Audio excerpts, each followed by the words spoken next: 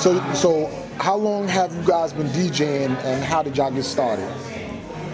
We've been DJing for years, man. Over 12 years. We basically got started. We were basically sparring with each other. I met Rob through Dr. Butcher. You know what I mean? Dr. Butcher was a big influence on both of us. At that time, I was going to Drew's house, but Rob was going to Drew's house as well and practicing with Drew. And I met Dr. Butcher through Allwell Smart, one of my boys. After meeting Butcher hooked me and Rob up, and we all started to practice together.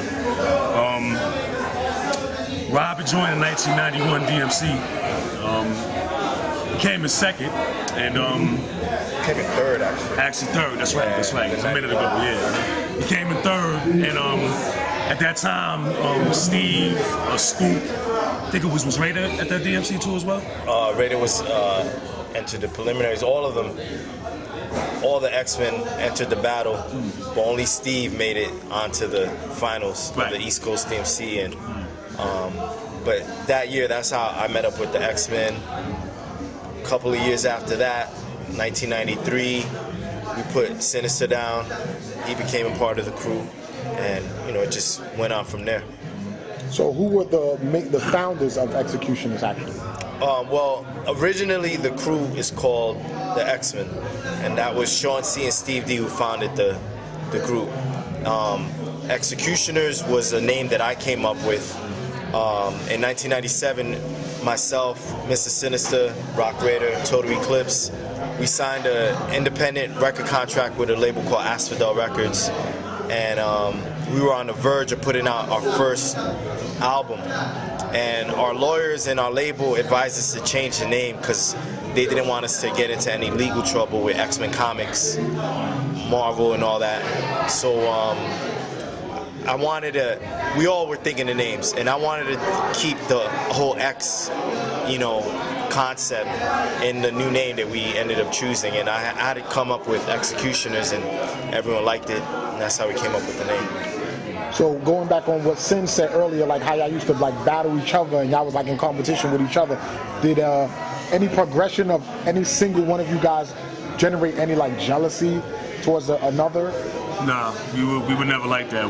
We operated as family. You know what I mean?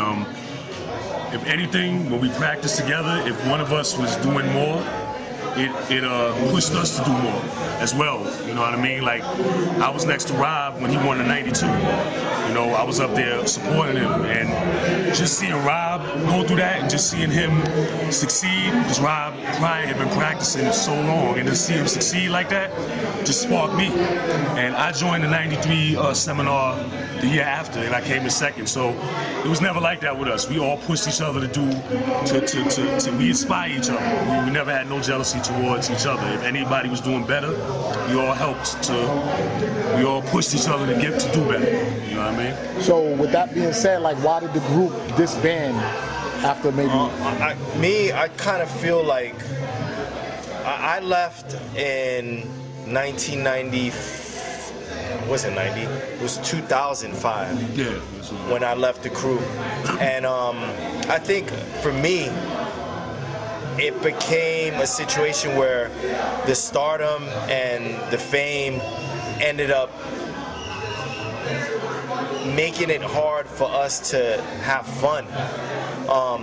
We were under the pressures of making hit records, making music that the label liked, making music that was going to get played on the radio, and we kind of forgot the core reason of why we started doing this, which was to just have fun and be creative. And I think that the pressures of being on a major label ended up, it wasn't that your question was about jealousy. It wasn't a jealousy thing. It was more of it became a situation where making the music was more stressful than fun. So I ended up leaving in 2005. I actually made a DVD about it. Sinister's in it, Rock Raider's in it. We're all talking about all the things that happen to a group as you make more money, as you reach stardom, especially when you're putting a group of kids together that aren't used to, touring the world and meeting with presidents of labels and stuff like that. I think, you know, a lot of that caught us off guard, you know what I mean? But the beauty of it is that we were able to come back, and here we are today on the verge of touring Europe. Myself, Total Eclipse, DJ Precision, Sinister. Before Rock Raider passed away, we drove down to Baltimore as a group to go visit with him. So although, you know, we reached some challenging moments within the group, me leaving, Sinister leaving, we still managed to come back again. You know what I mean? So all that is like water under the bridge, you know? Right. So I heard you just say when Rock Raider passed away, like, how did Rock Raider die? Raider was in a martial arts class in Baltimore, Maryland, where he was residing. And he was sparring with a classmate of his. And during the sparring session, his classmate landed on his back. And as a result, injured his spinal cord. So, you know, he passed away due to complications of the injury, and you know, it's definitely something that all of us are still shocked over. You know, I personally never experienced loss on that level. Someone so close to me, someone that I saw as a brother. You know what I mean? But the thing that all of us need to be happy about is that, you know, he left a legacy, you know, behind. It's not like people are going to forget what he's contributed to hip-hop and music in general.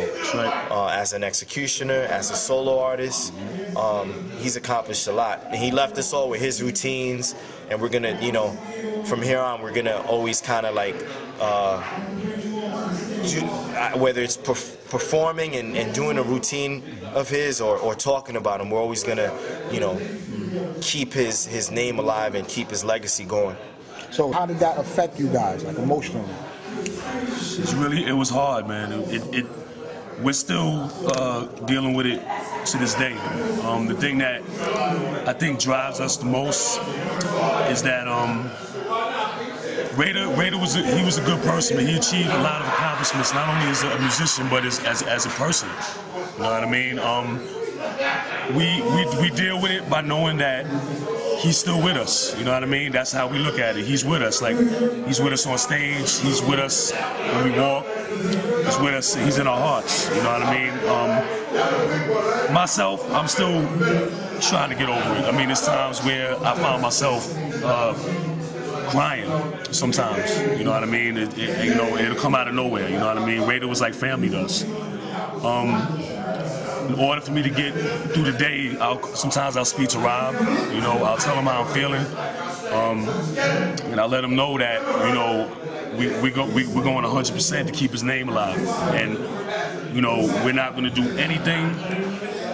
We're not going to do anything to, you know, basically let people forget. You understand what I'm saying? Anywhere we're at, he's there with us. Whenever they see us, it's him. You know, and that's what keeps us going. The fact that we know that he's still with us. You know, we speak to his wife. We know he left 3 daughters behind. We speak to them, and we keep them in our hearts, and that's how we deal with it. But you know, we're still trying to get over it. You know, we're still trying. It's a gradual process. You know what I mean?